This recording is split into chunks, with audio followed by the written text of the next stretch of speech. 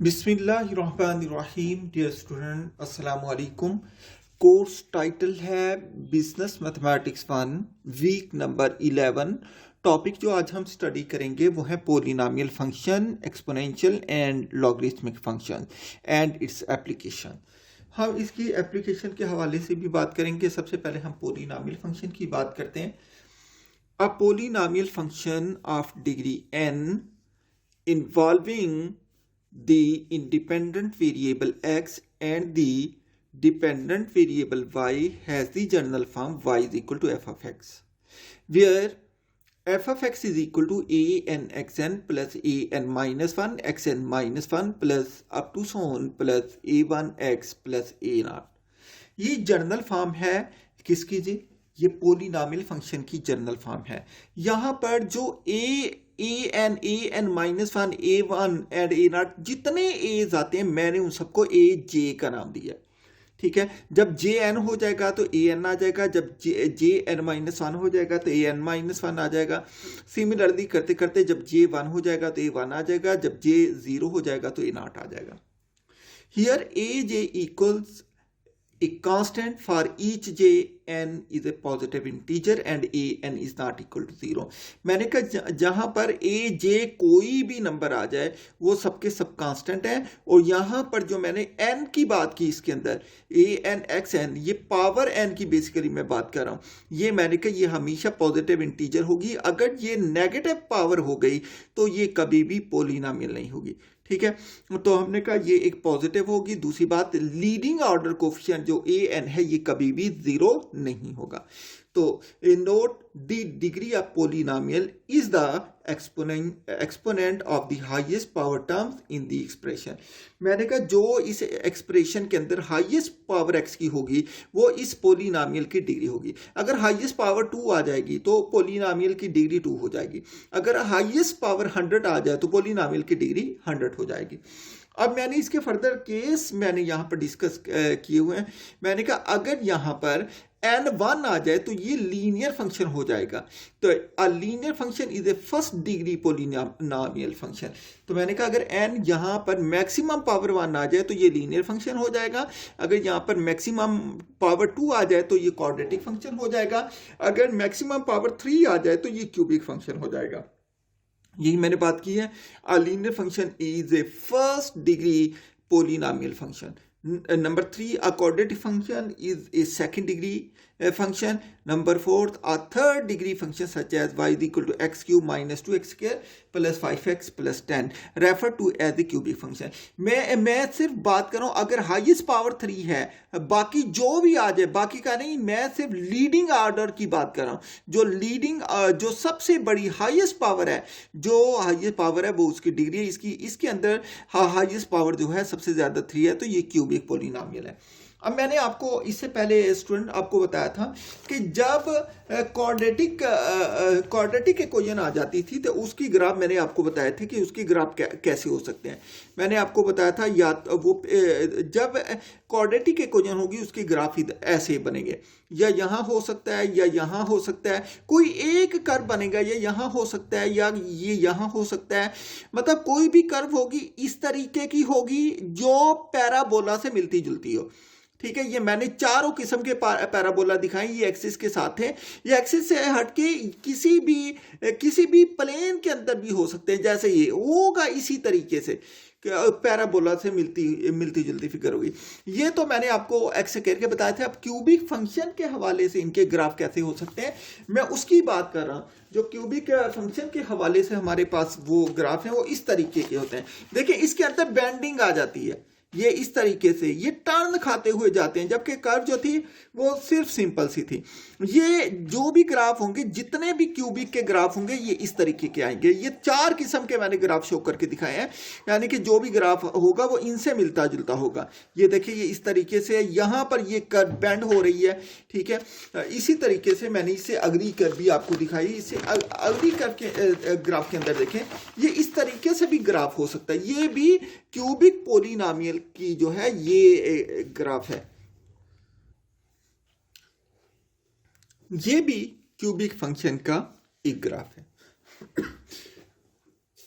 Next एक example है polynomial function के हवाले से। मैं आपको ये बताना चाहता हूँ कि इनकी एप्लीकेशन कहाँ होती है। वो कहते हैं कि एक हमारे पास एक ओपन कार्ड है, एक ओपन कार्ड है। मिसाल के तौर पर मैं कहता हूं कि ये मेरे पास ये एक ओपन कार्ड है, ये इस हवाले से ये एक ओपन कार्ड है, बिल्कुल ऐसे।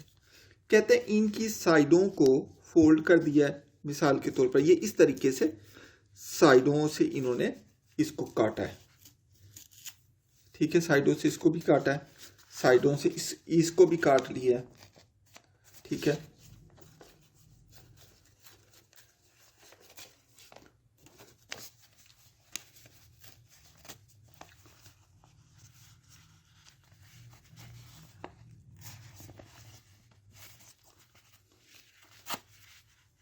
इसको फोल्ड करना चाह रहा हूं मैं, ठीक है ना। ये साइडों से इसको भी काटा है, ये कार था। अब मैंने क्या किया, इसकी जो लेंथ थी ना, पूरी लेंथ थी, वो थी 60 इंच। इसको अब इस तरीके से फोल्ड करके बॉक्स बना, ये इस तरीके से फोल्ड किया और ये इधर से भी फोल्ड किया, ये इधर से फोल्ड किया इस तरीके से, ठीक है, और ये हमने इधर से फोल्ड किया। हमने इस तरीके से फोल्ड किया है कि ऐसा बॉक्स बने, इस तरह का डब्बा बन जाएगा इस तरीके का। ये देखे फोल्ड करके ना, ये डब्बा बना दिया मैंने, ये देखे ये डब्बा बन गया। बिल्कुल वैसा बॉक्स बना रहे हैं जैसे मिठाई वगैरह का डब्बा होता है। हमने कहा इसकी जो ओवरऑल लेंथ है वो 60 इंच है। तो इसके बाद मैंने इसे कहा कि an open rectangular box is to be constructed by cutting square corner from a 60 into 60 inch. इसकी लेंथ भी 60 इंच है, इसकी विड्थ भी 60 इंच है, ठीक है। अब उसके बाद क्या किया जी, piece of cardboard and fold up the flag, और उनको फोल्ड कर दिया ऐसे, बिल्कुल ऐसे जैसे मैंने ये फोल्ड किया हुआ है। ये फोल्ड कर दिया ना, ये डब्बा बना दिया मैंने फोल्ड करके, बिल्कुल ऐसे ही है। तो कहता the goal is to choose the dimension so as to maximize the volume of the box. कहते हैं आपने इस तरीके का डब्बा बनाना है, बॉक्स बनाना है जिसका वॉल्यूम मैक्सिमम हो। तो मैक्सिमम करने के लिए, अब मुझे तो नहीं पता कहां पर मैक्सिमम होगा। मैंने क्या किया, मैंने ये जो स्टूडेंट ये कट किए थे ना, ये कॉर्नर, हर एक कॉर्नर मैंने कट किया फोल्ड करने के लिए। ये भी कट किया हुआ, ये मैंने यहां पर ये कट कर दिया, यहां से कट कर दिया मैंने, यहां से भी कट किया, ये यहां से भी कट किया, यहां से भी कट किया, और ये मैंने यहां से भी कट किया। इसकी जो मैंने ये कटिंग की, ये भी स्क्वायर है, इसकी हर साइड एक्स है, ये भी एक्स, ये भी एक्स, ये भी एक्स, ये भी एक्स, ठीक है। इसी तरीके से हर साइड जो है इसकी एक्स है। तो अब यहां पर भी एक्स मैंने फोल्ड कर दिया, ये वाला एक्स काट दिया इतना, यहां से भी एक्स काट दिया, कितना काट दिया टोटल, एक्स और एक्स 2x काट दिया। अब टोटल कितनी लेंथ थी, 60 थी। तो यहां से लेकर ये वाली लेंथ, मैं यहां से लेकर यहां तक बताने जा रहा हूं, ये वाली लेंथ कितनी रहेगी, 60 में से 2x माइनस कर दिया। इसी तरीके से ये साइड भी यहां से लेकर यहां तक साइड आएगी 60 माइनस 2x, यहां से लेकर यहां तक साइड भी 60 माइनस 2x, और यहां से लेकर यहां तक साइड भी 60 माइनस 2x। अब ये फोल्ड करके मैंने यहां पर ये बॉक्स बनाया हुआ है। तो ये ऐसा बॉक्स है जिसकी हर साइड 60 माइनस 2x है, 60 माइनस 2x है, उधर भी 60 माइनस 2x, इधर भी 60 माइनस 2x, मतलब ये स्क्वायर बॉक्स है। लेकिन इसकी हाइट जो बनी वो x हो गई, क्योंकि मैंने x काटा था, x हो गई, ठीक है। अब यहां पर देखें टोटल फंक्शन क्या बनेगा, यहां पर मैंने इसका वॉल्यूम निकाला। वॉल्यूम किसके बराबर होता है, वॉल्यूम स्टूडेंट इक्वल होता है length into width into height के, ठीक है। लेकिन अब हम ये भी कह सकते हैं, लेंथ इंटू विड्थ को हम ये भी कह सकते हैं, क्योंकि लेंथ इंटू विड्थ जो होती है ये बेस एरिया होती है, ये वाला जो आपको ये नीचे नजर आ रहा है ये बेस एरिया है, ठीक है। इसमें दीवारें शामिल नहीं है इसकी, ठीक है, इसमें इसकी दीवारें शामिल नहीं। तो इसका मतलब बेस एरिया इंटू एच कह सकते हैं इसको। तो अब देखिए इसकी साइड क्या, बेस एरिया क्या है, लेंथ इंटू विड्थ। लेंथ क्या है 60 माइनस 2x, विड्थ कितनी है, विड्थ भी 60 माइनस 2x, हाइट कितनी है x। तो मैंने यहां पर इसे लिखा है v is equal to F of x is equal to 60 minus 2x, 60 minus 2x into x. तो इसको मैंने मल्टीप्लाई किया, 60 into 60 3600, 60 minus 2x minus 120x minus 2x into 60 minus 120x minus 2x plus 4x क्या into ये x वैसे का वैसे। इसे मैंने सिंप्लीफाई किया तो 3600 वैसे का वैसे 120x minus 120x minus 240x plus 4x क्या, ये 4x क्या रहा इंटू x। तो v क्या हो गया मेरे पास, v is equal to 3600x minus 240x square plus 4x cube. मैंने इसको अरेंज करके लिख दिया, v is equal to 4x cube minus 240x square plus 3600x। अब मैंने क्या किया, यहाँ पर x की वैल्यूज को मैं फिक्स करूंगा और v की वैल्यू निकालता चला जाऊंगा। तो मैंने इसके लिए ये टेबल स्टूडेंट मैंने ये खुद निकाली है, यहाँ पर ये आपको निकालना आता है। वो ड्रा, ये टेबल किस लिए हमें जरूरत है, ये टेबल इसलिए हमें जरूरत है ताकि हम इसका ग्राफ ड्रा कर सकें। We draw the graph of the function in order to understand the behaviour of the function. ये जो तरीकाकार मैंने अडॉप्ट किया, मैंने ये ग्राफ बनाने का तरीकाकार बिल्कुल वही अडॉप्ट किया है जैसे कि आप मैट्रिक में बनाते आए हैं। हालांकि मैं इसको खुद भी एडजस्ट करके इसको छोटा ग्राफ बना सकता था, लेकिन फिगर यही रहती। लेकिन मैंने आपकी आसानी के लिए मैंने बिल्कुल वही तरीकाकार किया है। जब मैंने x की वैल्यू इस इक्वेशन के अंदर 0 पुट की तो v की वैल्यू भी 0 आ गई। जब मैंने इसके अंदर x की वैल्यू 10 पुट की तो यहां पर वैल्यू 16,000 आ गई। जब मैंने इसके अंदर x की वैल्यूज 20 पुट की तो v की वैल्यू जो मेरे पास आई 8,000 आ गई। जब मैंने x की वैल्यू इसके अंदर 30 पुट की तो मेरे पास जो v की वैल्यू आएगी वो 0 आ जाएगी। जब मैंने इसके अंदर x की वैल्यू 40 पुट की तो मेरे पास जो v की वैल्यू आएगी वो 16,000 आ जाएगी। जब मैंने इसके अंदर x की वैल्यू 50 पुट की तो मेरे पास v की वैल्यू जो आएगी वो 80,000 आ जाएगी। अब मैं इसकी नेगेटिव वैल्यू भी पुट करके दिखा देता हूँ। नेगेटिव की जरूरत नहीं है, सिर्फ आपको ये बताना है कि इसका बिहेवियर कैसा है, ये नेगेटिव की तरफ भी जाता है। ठीक है, जब -10 था तो इसकी वैल्यू जो आ गई, इस इक्वेशन में -10 पुट की x की जगह तो v की वैल्यू आ गई -64,000 आ गई। जब मैंने x की वैल्यू इसके अंदर -20 पुट की तो -2 इंटू 10⁵ v की वैल्यू आ गई। आप पावर में ना लिखें, आप सिंपल लिखते हैं बेशक। जब मैंने इसके अंदर x की वैल्यू -30 पुट की तो मेरे पास जो v की वैल्यू आ गई -4 इंटू 10⁵। आप पावर में बेशक ना लिखें, आप वैसे लिखते हैं जो आंसर आता है। अब मैंने ये पॉइंट प्लॉट करने शुरू किए। जब मेरे पास x 0 था, y भी 0 था तो स्टूडेंट ये ओरिजिन बनेगा।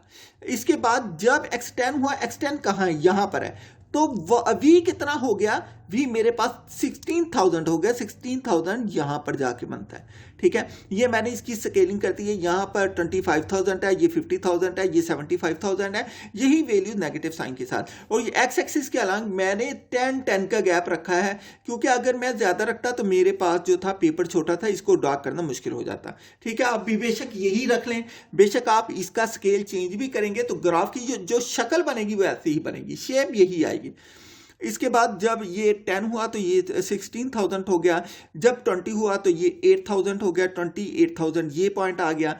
जब हमारे पास 30 हुआ तो v 0 हो गया, ये 30 और v यहां पर आ गया। ये देखें, ये 30 है और v 0 है। इसके बाद जब ये 40 हुआ तो ये 16,000 ये पॉइंट आ गया यहां पर जाकर। जब ये 50 हुआ तो ये 80,000 यहां पर, यानी कि 75,000 से ऊपर कहीं पर है। ये मैंने पॉइंट यहां पर पुट कर दिए। इसी तरीके से नेगेटिव जब -10 होगा, जब मेरे पास जो x है वो -10 होगा तो v -46। ये देखें, ये इसके सामने, ये 10 के सामने ये 64,000 है। सिमिलरली ऐसे और भी पॉइंट आप पुट कर सकते हैं। तो मैंने इन सब पॉइंट को मिलाया तो ये जो कर्व है ये उस तरीके की कर्व है। देखें, ये वैसी ही कर्व है जैसे कि मैंने इससे पहले आपको दिखाई थी कि इसकी शेप बिल्कुल इसी तरीके से इनसे मिलती जुलती है। ये जो ग्राफ मैंने आपको दिखाए थे, इन ग्राफ से उस ग्राफ की जो है शक्ल मिलती जुलती है। तो अब मैंने इसका मैक्सिमा फाइंड करना है कि इसकी मैक्सिमम वैल्यू आप देखें, कर्व की जो सबसे मैक्सिमम वैल्यू है वो ये इस पॉइंट पर है 10 और 16,000। लेकिन अगर आपने इसको मैथमेटिकली निकालना हो तो मैंने मैथमेटिकली भी सॉल्व करके बता दिया है।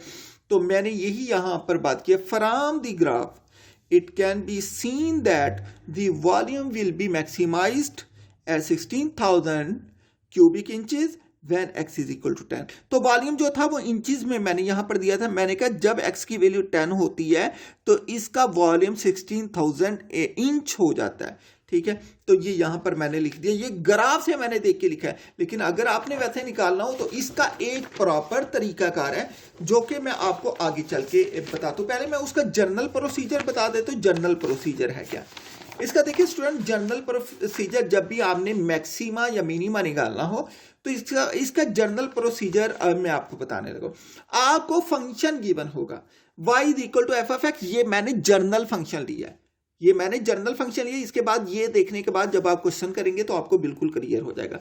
Is given find the first derivative that is dy over dx into d over dx into F of X that is equal to, हम इसे लिख सकते हैं dy ओवर dx इंटू, इसको मैंने एफ प्राइम लिख दिया, एफ प्राइम ऑफ एक्स, इसको ए कह दिया। सबसे पहले जो फंक्शन है उसका डेरिवेटिव लेने, डेरिवेटिव लेने के बाद जो डेरिवेटिव है उसको जीरो पुट कर दें। मैंने यहां पर 3 में लिखा put dy over dx is equal to 0, 0 put किया in equation a, we get f prime of x. मैंने f prime of x is equal to 0 put कर दिया। इसके बाद student f prime of x एक फंक्शन होगा जिसकी factorisation हो जाएगी। अगर फैक्टराइजेशन नहीं होगी तो आप कोई भी फार्मूला लगा सकते हैं, जैसे क्वाड्रेटिक फार्मूला यहां लग सकेगा। Now factorize the F prime of X and find the values of X. let these are x is equal to a and x is equal to b। इस केस के अंदर जो हमने एग्जांपल करनी है, मिसाल के तौर पर हमने फैक्टराइज किया तो मेरे पास x की दो वैल्यू आ गई, एक x is equal to a, एक x is equal to b आ गया। अब मैंने क्या करना है, मैंने कहा if f of x is quadratic function, अगर मेरे पास यहां पर f of x quadratic function होगा तो x की एक वैल्यू आएगी। अगर f of x cubic function होगा तो x की दो वैल्यूज आएंगी। अगर f ऑफ x जो है ये तकरीबन x की पावर 4 वाला फंक्शन हुआ तो यहां 3 वैल्यू आएंगी x की। मतलब अगर फंक्शन में मैक्सिमम x इक्वेशन के अंदर x की पावर 10 होगी तो इसकी x की वैल्यू एक कम मतलब 9 वैल्यूज आएंगी। ठीक है, यही मैंने कहा if f of x is quadratic function then there is only one value of x, that is x is equal to a। if f of x is cubic function then there is only two values of x, that is x is equal to a and x is equal to b। तो मैंने 2 तक बात की है, बाकी मैंने आपको बता दिया। अब x की जो वैल्यू निकाली, अब क्या करना है, अब हमने ये करना है जो इक्वेशन a है इसका एक और डेरिवेटिव ले लेना है, इसका एक और डेरिवेटिव लिया। लिहाजा मैंने इक्वेशन ए का सेकंड डेरिवेटिव लिया, dy over dx is equal to F prime of X, ये ए थी। अगेन डेरिवेटिव लिया, बोथ साइड पे d ओवर dx लिख दिया। इसके बाद ये d2 y over dx square हो गया, that is equal to F double prime of X, इसको मैंने b कह दिया। अब ये जो वैल्यू आई है, अब इसके अंदर x की ये वैल्यू पुट करेंगे, जो वैल्यू यहां पर हमने निकाली है, बेशक एक वैल्यू है तो एक दफा पुट होगी, 2 वैल्यू है तो 2 दफा पुट होंगी। हमने x की वैल्यू जो यहां पर स्टेप 3 के अंदर निकाली है, इसको स्टेप 4 के अंदर यहां पर पुट कर देना है। पुट करने के बाद आपके पास अब f double prime of x की वैल्यू आ जाएगी, न्यूमेरिक वैल्यू आ जाएगी। कौन सी वैल्यू आएगी? न्यूमेरिक वैल्यू आएगी। आप क्या करेंगे, यहां पर यही बात हम करने जा रहे हैं। Now put the values of x which we find in step 3 in equation b। number 1, if d2y or dx square is equal to f double prime of x is less than 0, अगर ये negative आ गई then there exists local maxima। अगर ये value negative हुई तो maxima exist करेगा। अगर ये वैल्यू पॉजिटिव हुई, लेस देन का मतलब है नेगेटिव और ग्रेटर देन 0 का मतलब है पॉजिटिव। लेकिन अगर स्टेप 2 है, but if d2y or dx2 is equal to f double prime of x is greater than 0 then there exists local minima। तो लोकल मिनिमा एग्जिस्ट करेगा। तो अब वो मैक्सिमा, ये तो पता चल जाएगा स्टेप 5 के अंदर कि इस क्वेश्चन के अंदर लोकल मैक्सिमा एग्जिस्ट करता है या लोकल मिनिमा एग्जिस्ट करता है। लेकिन अब हमने वो लोकल मैक्सिमा लोकल मिनिमा से मुराद है कि उस फंक्शन की मैक्सिमम वैल्यू एग्जिस्ट करने का मतलब है कि लोकल मैक्सिमा एग्जिस्ट करता है, मिनिमा नहीं है। अगर लोकल मिनिमा की बात करते हैं, इसका मतलब उस इक्वेशन की मिनिमम वैल्यू एग्जिस्ट करती है, मैक्सिमम वैल्यू एग्जिस्ट नहीं करती। तो अब वो जो मैक्सिमा या मिनिमा बना, हमने इसकी मैक्सिमम या मिनिमम वैल्यू एक्स की वैल्यू को हम इक्वेशन स्टेप 1 के अंदर पुट कर देंगे तो हमारे पास आंसर आ जाएगा उसका। Finally put the values of X which we found in step 3 in equation y is equal to f of x। Equation y is equal to f of x के अंदर वैल्यू पुट कर दें, ठीक है, to get the local maxima और local minima of the function. तो हमें function का लोकल मैक्सिमा या लोकल मिनिमा यहां से मिल जाएगा। अब हम इसके एग्जाम्पल की तरफ स्टूडेंट चलते हैं। यहां पर देखें उसकी हमने ग्राफिकली तो निकाली है कि उसका मैक्सिमा किस पॉइंट पर है और क्या है, मतलब x इज इक्वल टू 10 पे 16,000 उसकी मैक्सिमम वैल्यू आ रही थी। तो यहां पर मैं यही लिख रहा हूं, mathematically we find this maxima, we find that, हम ये इक्वेशन लिखते हैं जो कि हमने पीछे निकाल ली थी, ये वाली इक्वेशन, ये वाली v is equal to 4x cube minus 240x square plus 3600x, ये आ जाएगा। v is equal to 4x cube minus 240x square plus 3600x, it is equation 1. Now differentiate both sides with respect to x. Now differentiate both sides with respect to x. तो dv over dx is equal to d over dx, ये क्या हो जाएगा 4x cube minus 240, दोनों तरफ derivative लिया। तो derivative student हम लेते हैं, जब भी हम डेरिवेटिव लेते हैं पावर रूल हो तो हम जो कांस्टेंट होता है वो शुरू में आ जाता है, डेरिवेटिव सिर्फ वेरिएबल पर अप्लाई होता है। कांस्टेंट को बाहर निकाल दिया, माइनस 240 को डेरिवेटिव एक्स स्क्वायर का आ गया, प्लस हमारे पास 3600 कांस्टेंट है, ये बाहर आ गया, डेरिवेटिव किसका आ गया, एक्स का आ गया। अब यहां पर मैंने क्या किया, dv over dx 4 वैसे का वैसे, पावर शुरू में आ गई, पावर में से एक वैल्यू कम हो गई into derivative of inner part, ठीक है। पावर शुरू में आ जाती है, पावर क्या थी 3, ये शुरू में आ गई, पावर एक कम हो गई, जब एक पावर शुरू में आ गई तो एक कम हो गई, तो ये कितनी हो गई 2 रह गई, into derivative of inner part, inner part क्या है, किसकी पावर एक्स की, तो एक्स का डेरिवेटिव माइनस 240 वैसे का वैसे, पावर कितनी है 2, पावर शुरू में आ गई, पावर में से कम किया पहले से कह रहा है तो एक्स की पावर 1 रह गई, into derivative of inner part क्या x, d x over D x plus 3600 dx over dx, ये कट के आंसर 1 आ जाता है।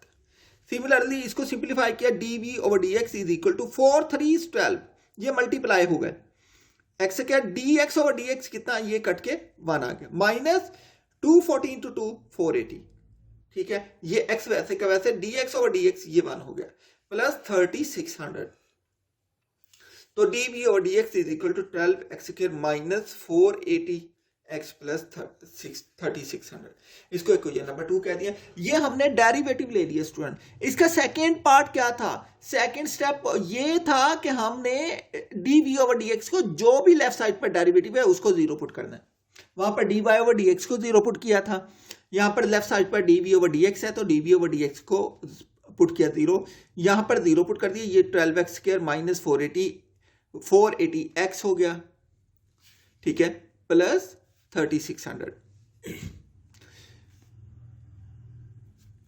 तो यहां से 12 मैंने कॉमन ले लिया, कॉमन इसलिए लिया ताकि इसको सिंप्लीफाई करना आसान हो जाए, अंदर x स्क्वायर माइनस 40x रह गया प्लस 300, 12 दूसरी तरफ जाकर डिवाइड हो गया, बाकी क्या बचा, बाकी मेरे पास बचा x square minus 40x plus 300।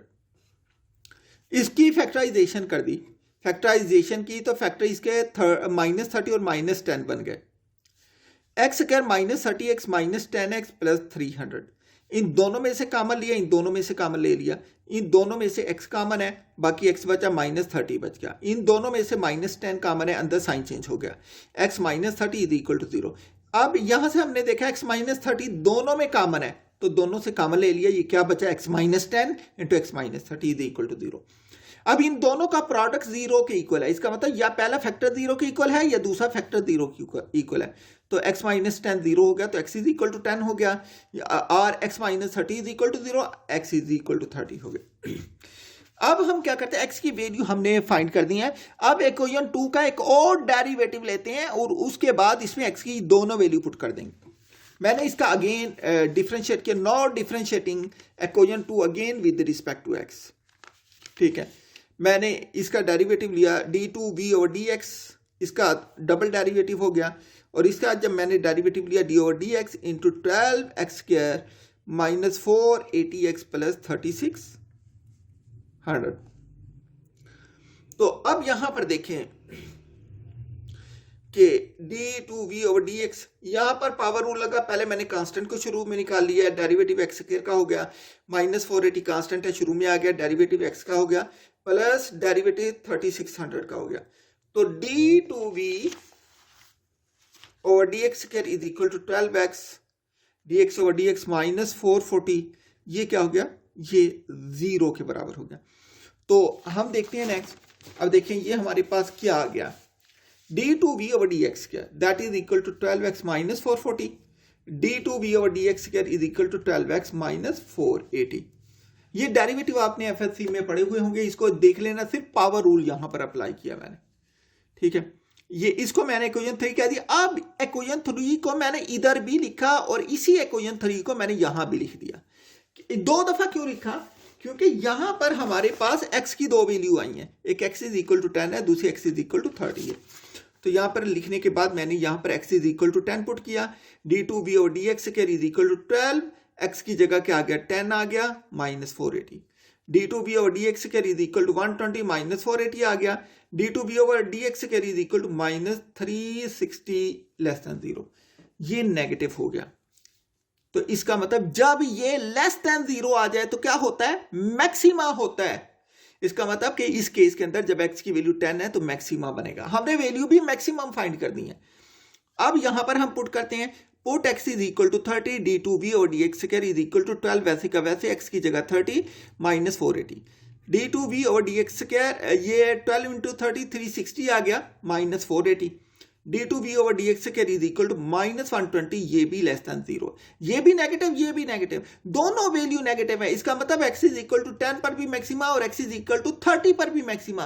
अब हम देखेंगे कि ये है तो दोनों मैक्सिमा, लेकिन इनमें से दोनों मैक्सिमा से कौन सा सबसे ज्यादा बड़ा मैक्सिमा है। इसके लिए हम फर्दर प्रोसेस करते हैं।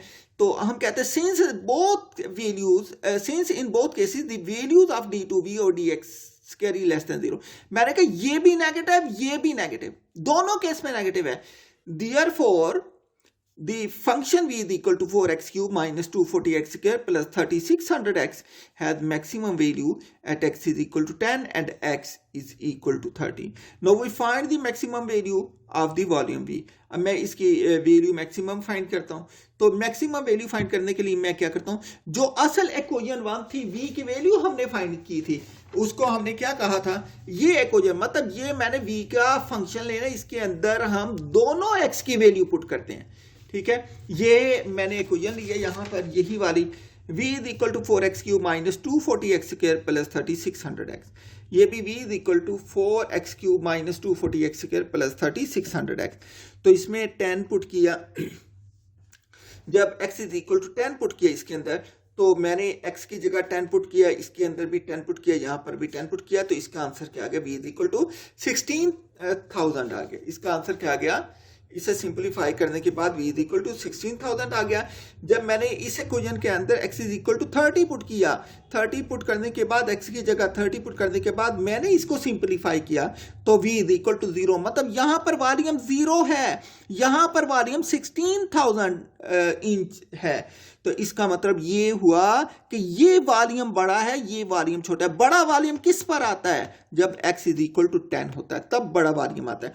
तो मैंने कहा thus the volume is maximum at x is equal to 10 which is 16,000 cubic inches, जो कि 16,000 इंचेस है, ये इसकी मैक्सिमम वैल्यू है। नेक्स्ट स्टूडेंट, हम बात करते हैं एक्सपोनेंशियल फंक्शंस की। Exponential function, a function of the form f of x is equal to b raised to power x where b is greater than 0 and b is not equal to 0। यहां पर एक तो b positive होगा, दूसरी बात कि b 1 नहीं हो सकता, क्योंकि 1 की जो भी पावर है 1 आ जाता है, ये एक्सपोनेंशियल फंक्शन नहीं रहता। And x is any real number, x कोई भी रियल नंबर है, is called an exponential function to the base b। तो हम कहेंगे ये एक्सपोनेंशियल फंक्शन है और इसकी बेस क्या है, b है। तो इसकी मैंने एग्जांपल दी है 10 रेज़ टू पावर x या 0.5 रेज़ टू पावर x या 2.5 होल स्क्वायर या 3 रेज़ टू पावर x। ये जो होते हैं ये हमारे पास ये जर्नल एक्सपोनेंशियल फंक्शन होते हैं, ठीक है। Note there are different classes of exponential function, one important class is that having of the form। एक जनरल क्लास ये भी हो सकती है, एक्सपोनेंशियल फंक्शन इस तरीके के भी हो सकते हैं, y is equal to f of x is equal to a b raised to power mx। आप इसको simply f of x is equal to a b raised to power mx भी कह सकते हैं। देखिए अगर a 1 हो जाए और mv1 हो जाए तो ये वही एक्सपोनेंशियल फंक्शन वही बन जाएगा, ठीक है। तो हम कहते हैं where a, b and m are real valued constants. One restriction is that b is greater than 0 but b is not equal to 0. अब एक्सपोनेंशियल जो फंक्शन होते हैं इसमें दो तरह के प्रोसेस हो रहे होते हैं। इसमें एक्सपोनेंशियल ग्रोथ भी हो रहा होता है प्रोसेस और एक्सपोनेंशियल डिके भी हो रहा होता है। तो मिसाल के तौर पर जैसे पॉपुलेशन है, पॉपुलेशन बढ़ती चली जाती है, ये जो फिनोमिना है ये एक्सपोनेंशियल ग्रोथ प्रोसेस है। अब देखें यहीं पर लोग जो होते हैं जहाँ मर भी रहे होते हैं, अब जो वो लोग मर रहे होते हैं, मोर्टेलिटी हो रही होती है, वो क्या है, वो एक्सपोनेंशियल डिके प्रोसेस हो जाता है। यहाँ पर यही बात की है एक्सपोनेंशियल ग्रोथ प्रोसेस में, when a growth process is characterised bye constant percent increase in value. जब कांस्टेंट परसेंट इंक्रीज हो रही हो वैल्यू के अंदर तो हम कहते हैं it is refer to as an exponential growth process. तो हम इसको एक्सपोनेंशियल ग्रोथ प्रोसेस कहते हैं, ठीक है।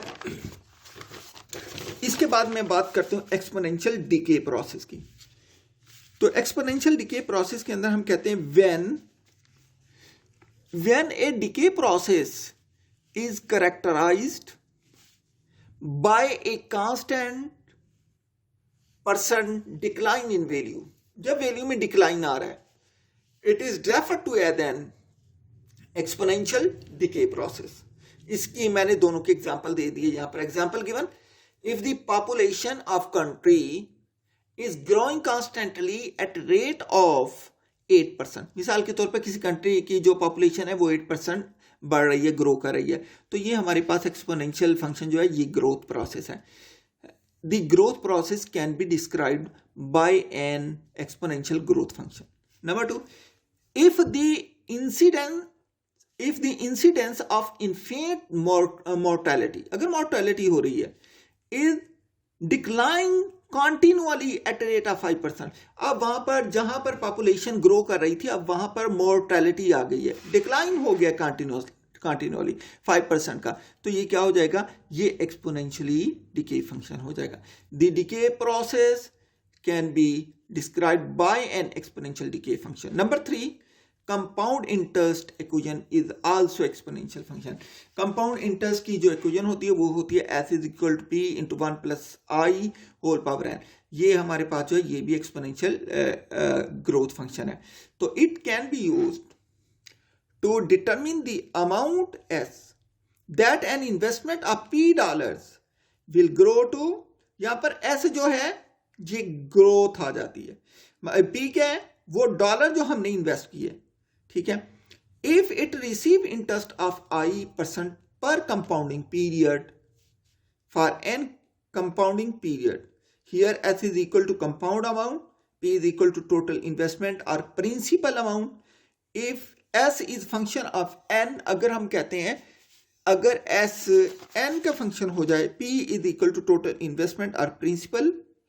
If s is function of n then we can write s is equal to f of n। तो f ऑफ n किसके बराबर हम कहते हैं, s is equal to a b whole power mn, ठीक है। ये भी एक्सपोनेंशियल फंक्शन के अंदर चला जाएगा। तो हम कहते हैं इफ वी पुट, अगर हम उस इक्वेशन के अंदर पुट करते हैं, if we put a is equal to p, b is equal to 1 plus i and m is equal to 1, then equation 1 become s is equal to p into 1 plus i whole power n। तो इसके अंदर आप value put कर दें, p की value $1000, i is equal to 0.08% per year है। ये percentage को मैंने, ये 8% था ना, मैंने इसे 100 पे डिवाइड कर दिया है। 100 पे डिवाइड करने के बाद 0.08 आ गया। तो इसके अंदर वैल्यू डाल देता हूँ इसी फार्मूले के अंदर। s, ये p क्या था 1000, 1 वैसे का वैसे, आई कितना था, ये परसेंटेज थी 0.08 पावर n। तो s इज इक्वल टू 1000, इसको ऐड किया तो 1.08 होल पावर n। यहाँ पर n क्या है, नंबर ऑफ ईयर्स है। If we want to know to what sum $1000 will grow after 25 years, then put n is equal to 25 in equation 3। हमने equation 3 के लिए अंदर n इज इक्वल टू 25 पुट कर देते हैं। s is equal to 1000, 1.8, n की जगह 25 ईयर है ना, 25 पुट कर दिया। इसे कैलकुलेट किया, कैलकुलेटर से मैंने इसकी 25 पावर दी है कैलकुलेटर के साथ। तो एस जो आ गया ये हमारे पास जो कंपाउंड इंटरेस्ट आ गया that is $6848.50। Sketch it's diagram on page 268। इसकी आपने डायग्राम खुद बनानी है, पेज नंबर 268 पर इसकी डायग्राम है। नेक्स्ट है compound interest. When compound of interest occurs more than once a year, then we can write the equation S is equal to P into 1 plus I over M whole power MT. It is equation number 4, where I is equal to annual interest rate, M is equal to number of compound period per years, T is equal to number of years, and MT is equal to number of compound period over T years. ठीक है। Bank offer ये कहाँ पर इस्तेमाल होता है, ये मैंने बताया कि बैंक के अंदर ये अमूमन कंपाउंड इंटरेस्ट का कंसेप्ट इस्तेमाल किया जाता है। Bank often advertise continuous compounding for saving accounts, saving accounts के लिए ये यूज करते हैं as a way of